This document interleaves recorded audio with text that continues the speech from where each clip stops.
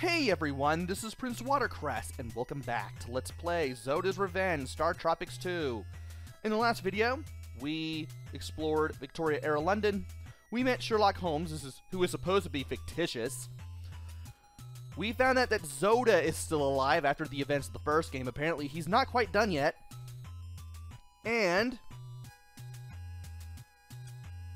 we have to chase after Zoda to get a Tetrad, which was in the museum, but got stolen by Zoda. We also explored the sewers too, and now we're going to explore some more. So let's follow the path and these alien-looking footprints, and let's get over to here.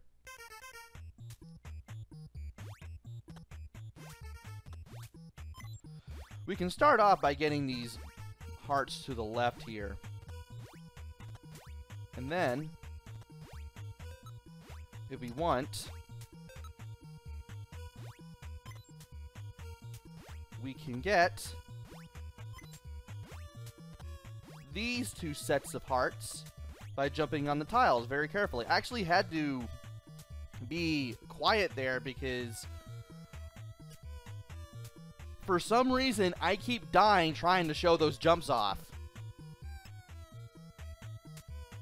You jump a little longer than you would expect to, and you really have to rely on your shadow with the jumps from platform to platform. Had there ever been a StarTropics 3, they probably would have made a compromise system, more than likely, where the jumps wouldn't have gone as far, but just enough to let you go to one platform to another without being all grid-like like the first game. But anyway, we got more of these little alien-looking urchin things. We might as well just go ahead and kill them off. If they'll come in my direction. There we go. And there it is. There is one tile that we should leap onto, and that is the one. This will give us some chakrams. Definitely want to use these for any tough battles up ahead. At least they're not tough now, but they will be soon enough. No. Want to go ahead and pump these giant rats full of psychic shockwave. Making sure to hang back if we need to, and then attacking these things from behind. I do not like these rats very much. I don't really like the owls either. Simply because they do more damage than you would expect them to. Thankfully, I'm keeping tabs on them and just anticipating where they're going. And by destroying the owls here, we can open up a path to this potion. There are 4 potions in this stage, so in case you die, you'll still have plenty to work with. But I'd still be careful. You definitely want to go through this dungeon in one piece because it does make the dungeon easier. And if these things would come towards me, I would be more likely to hit them. There we are. No. Owl. There we are. Now to take care of this rat. Want to make sure that I fire off the psychic shockwave at the top of my jump there. That way I can hit the mouse, then jump on the tile, grab the sphere, and then get over here. Now it's time for the platforming. We got to get on that raft, and we also got to deal with some conveyor belt platforms as well.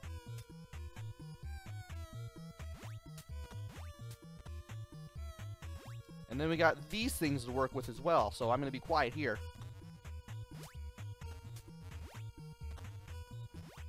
And you want to leap straight south from that 4th platform, so that way you land on here. There's not going to be a 5th one when you land on the 4th one, so go south. And now you got these things. If you are lined up with them, they will try to hit you with a 3-way shot.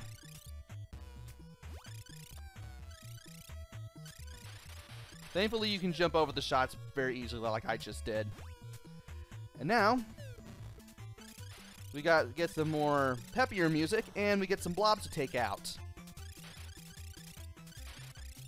Finally, after barely being able to talk for the last few episodes, I'm much more better at talking this time around, which is odd. Okay. First of all, we gotta get on this tile and jump on it. This will open up a path to another potion. Once again, just jump on the same tile that you did last time.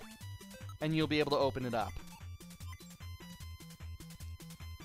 Now, these 3 rings of tiles that have not platforms, but pitfalls in them.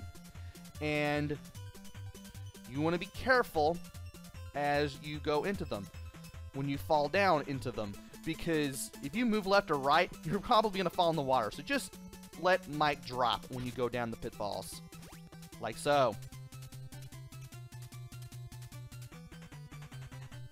And by going to the right here, by going to the east, I really should be using compass directions when I talk about how to do things.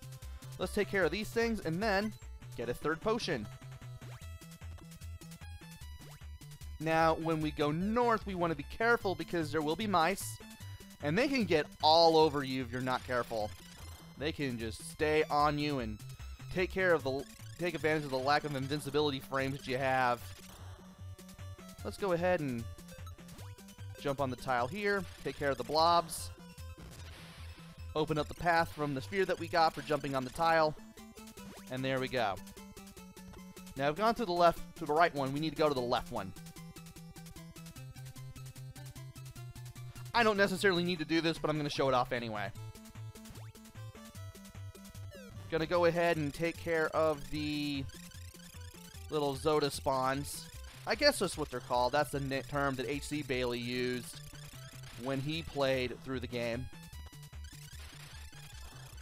And from here, there are 2 tiles that we need to jump on. This is one of them. This gives us 2 hearts. And I believe the other one is right here. Yes, it is. That opens the way out. Now to go back. And yeah, if you need 2 hearts, go ahead and go in there.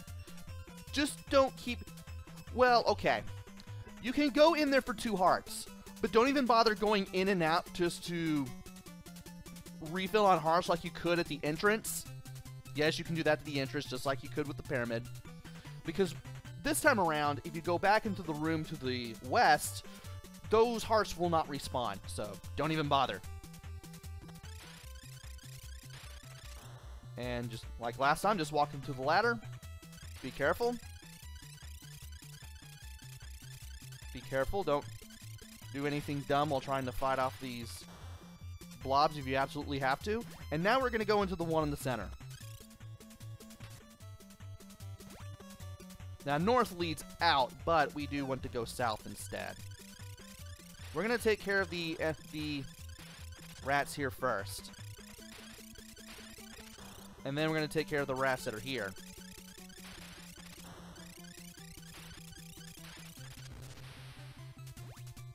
And from here, we can go to the west now that we've opened up the path. And I'm having a much less terrible time after having practiced this. You can go back north, but that just kind of leads you back to the right path that we took earlier for the potion. And I'm not going over there. Now it's quiet time because I got to do some platforming, like really, really badly.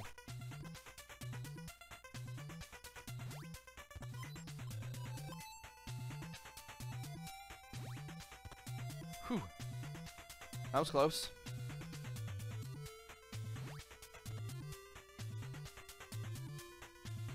Now this raft is going to move up and down, and I want to be careful with it. And from there, I want to jump through the tiles. Upper center is the one I'm gunning for. That will open up a chest, giving us more chakrams, and I want those.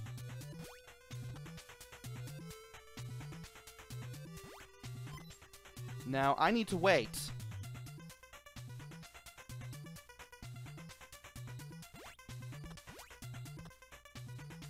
That platform sticking into the water is why. You want to make sure that the raft is on screen so you can jump to it, and as close to the platform as possible.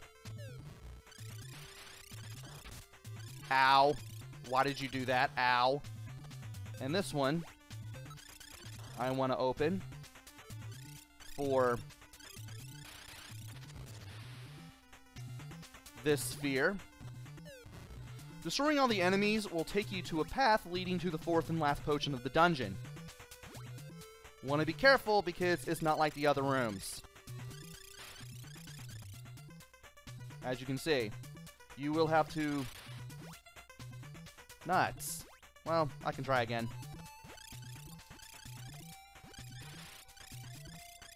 No big deal.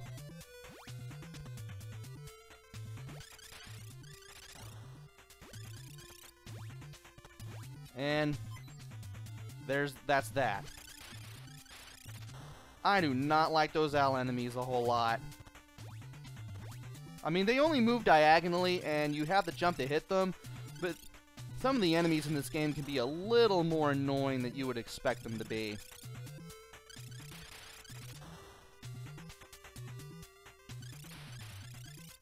And if I could hit these things, that would be great. There we go. Of course, we're going to have to leap on this tile again and open the path, because this leads to a boss. We're going to face Zoda-X finally. Now, you can tell by looking at conveyor belt tiles that you're kind of be in a little bit of a circle, though there are spots like right next to where I'm standing where you'll be moved around in a rectangle rather than a square, maybe. Just stay on the move.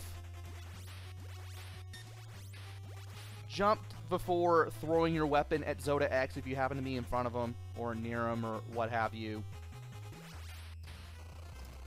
Watch out for those flames. If you see them, get away from them. Stay away from them. He basically has 2 attacks, Zoda-X does. The flame jets are one of them. The other one is a multi-way shot, skull shot. And I suppose I could take one more hit. As long as I don't run directly into Zoda-X, I'm good.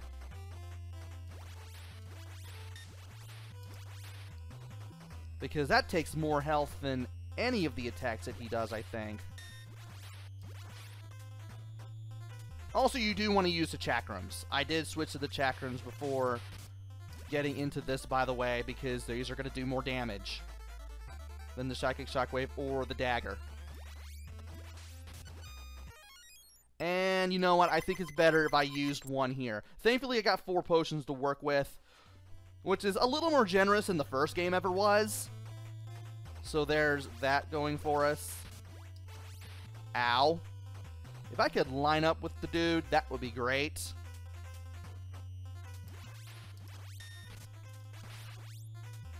Yikes. Not the best battle with this guy. Oh, we got him. I'm about to say, not the best battle with this guy, but, well, it was something. And now that this door is open, let's go ahead and use one of our potions. Because sadly, the 2 potions that we still have in reserve, they will not transfer over to the next dungeon. So, if you have potions left over at the exit of the dungeon, use them now. Use them at the exit, because that'll make staying at top health that much easier. Because once you leave a dungeon, any weapons and items that you pick up, they don't transfer over to the next. They don't come with you. And now, we are now out of the dungeon. I could stop it right here, but we have just a little bit more stuff, such as collecting this tetrad. Finally got our 3rd tetrad. And we now have another heart to add to our maximum health. So let's go ahead and go up this ladder and talk to Sherlock Holmes. Well done, Mike. You are a very clever sleuth. Do you know this stone? You tell the story. Blah blah tetrads, blah blah aliens, blah Zoda-X, blah blah. Of course. From Zoda-X, I deduced that there must be a Zoda-Y and Z.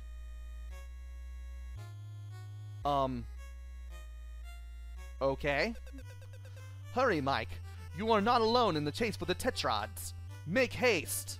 You shout, "Thanks, Sherlock, I'll take it from here." And from here, we open up the Oxford Wonder World again. We say the magic words.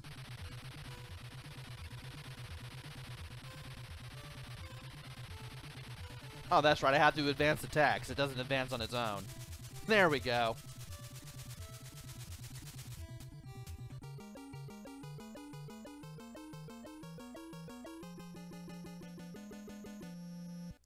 And from here, we get our game saved automatically, and we head to Chapter 5.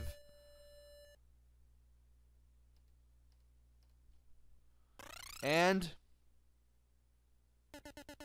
where am I? You decide to look around again. Well, judging by the appearance of everything and the music that is playing in the background, I'd say we're in the Old West. Well, anyway, we will explore the Old West, but that will have to wait until the next video. Join me next time when we take on the Wild West, the Wild Untamed West in Chapter 5. Until then, this is PrinceWatercress. Take care, stay safe, and thanks for watching!